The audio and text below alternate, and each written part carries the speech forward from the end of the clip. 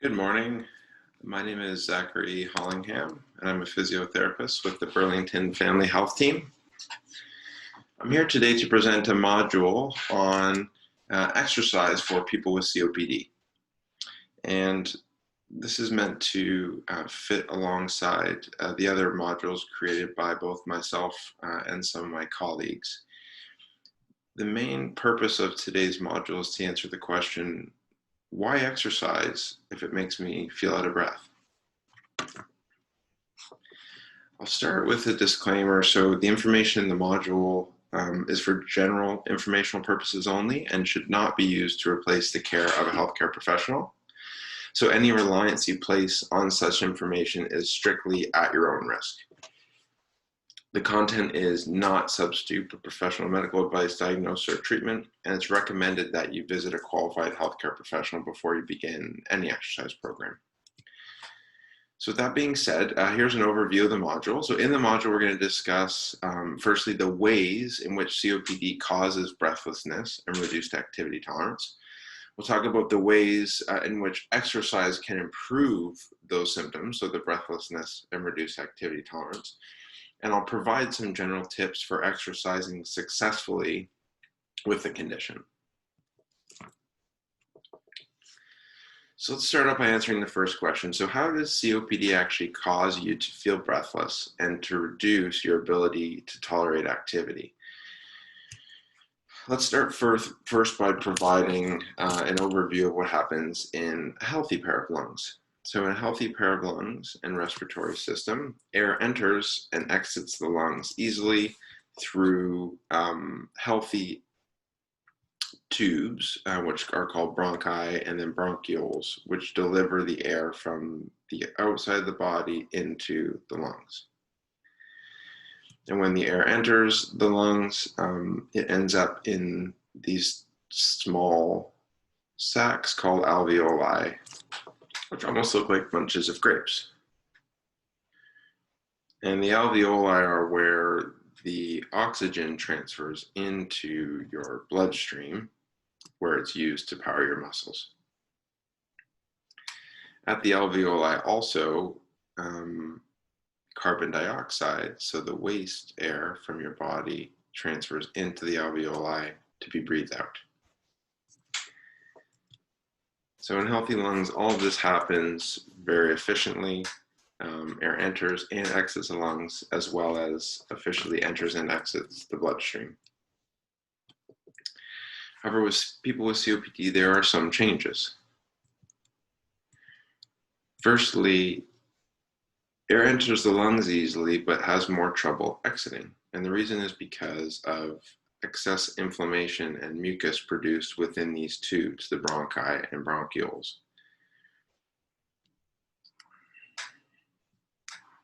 So this is called chronic bronchitis, and it's one main element of COPD.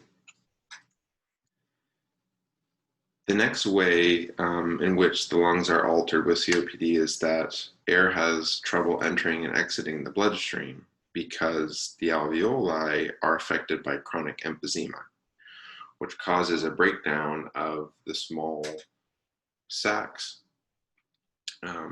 which impairs the ability of those sacs to bring oxygen into the blood and to take carbon dioxide out of the blood.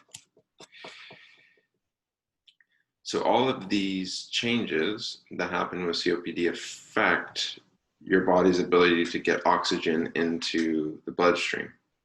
And this is what causes you to feel breathless, because your muscles and brain don't have always the oxygen they need to perform a good job.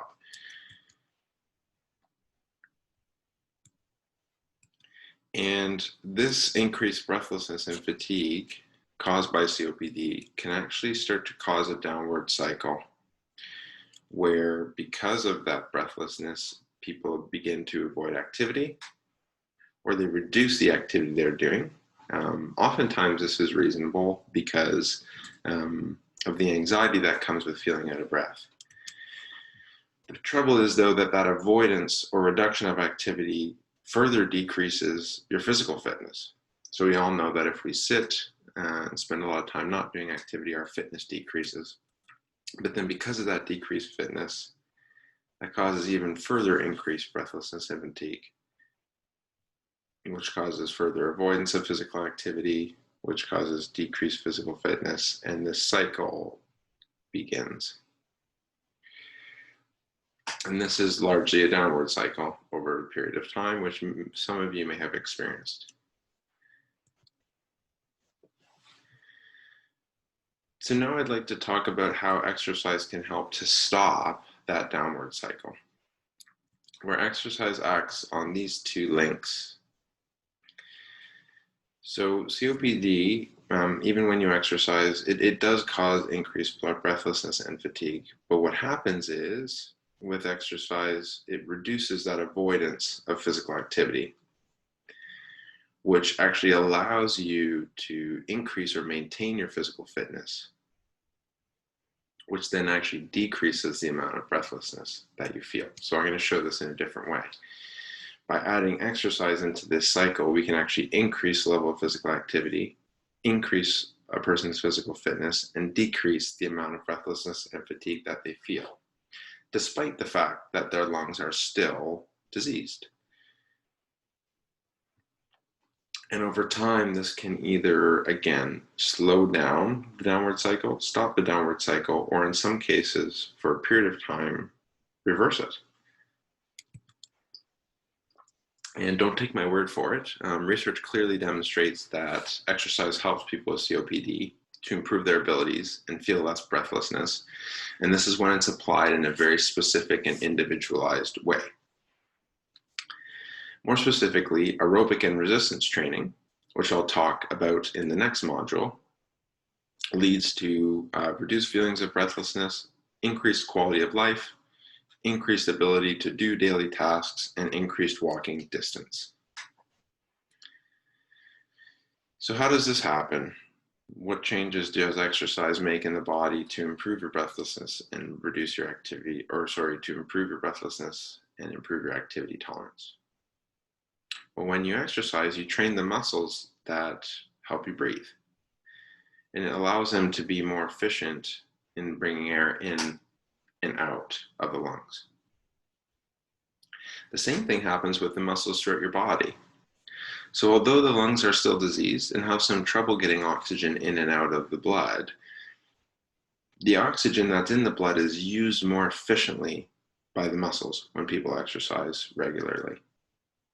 So that means that they can do more work with the same amount of oxygen. So say the lungs are bringing in 100 oxygen molecules and it allows you to walk, say, 60 meters.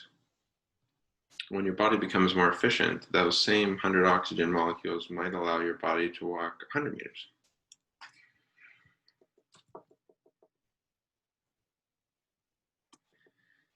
And this can be kind of a complex topic, so I wanted to provide an analogy. And the analogy is that when you exercise over time, your body becomes more fuel efficient.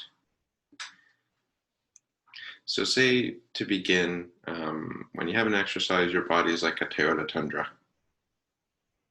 and pretty low fuel efficiency. So if you put in $50 of gasoline, maybe you can drive 200 kilometers. As you exercise, perhaps you turn your body into first a Toyota Camry. Toyota Camry is more efficient, so maybe for $50 of gasoline in a Toyota Camry, you might be able to drive 400 kilometers. Same type of thing happens in your body. Although your lungs are still diseased and have trouble getting oxygen into your bloodstream, into the muscles, when you train them, the muscles can do more. They become more efficient with the same amount of oxygen.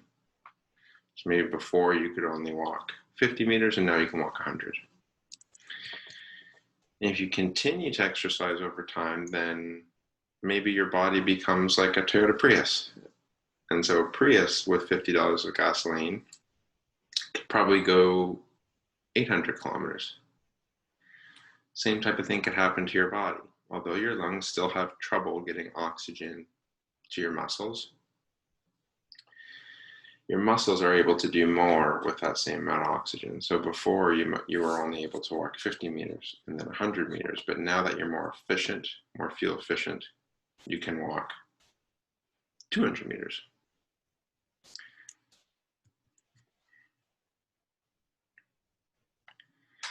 So I'm going to end today by providing some general tips for exercising successfully with COPD. First of all, it's important to start low and build slow. So as human beings, when we can't do the amount of something that we used to do, we often say we can't do it. But I'd say that can't is the enemy. Oftentimes you can do a small amount of any activity and gradually build over time as your body becomes more fuel efficient.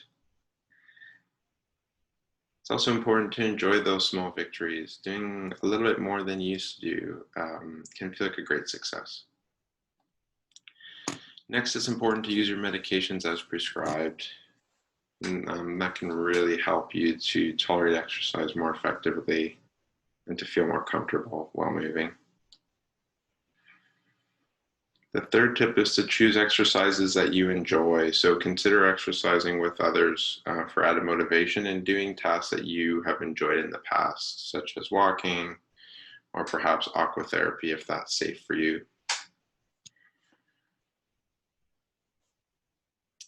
Two more tips. First off is to perform pursed lip breathing to prevent or reduce breathlessness. So pursed lip breathing involves inhaling through your nose and exhaling through pursed lips, as though you're blowing out a candle, and doing that nice and slowly. And this allows for less of that air trapping. It allows those bronchi, those tubes, to be splinted open so that more air can exit your lungs effectively. Another option is to adopt a tripod position if you become breathless. So that's like this gentleman here, lean forward with his forearms on his knees. This can help the muscles that support your breathing, like your pec muscles and your trap muscles, to be active and help. Lastly, choose exercise during a time of day when you have the most energy and on days when you have less of other activities to perform.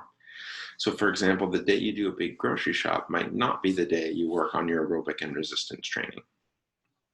And lastly, it's really important, again, to seek the help of your physician or physiotherapist. And if you watch the next module on types of exercise for people with COPD, you'll get a few options for how to do that. So thank you so much for listening today, and I hope to see you at the next module.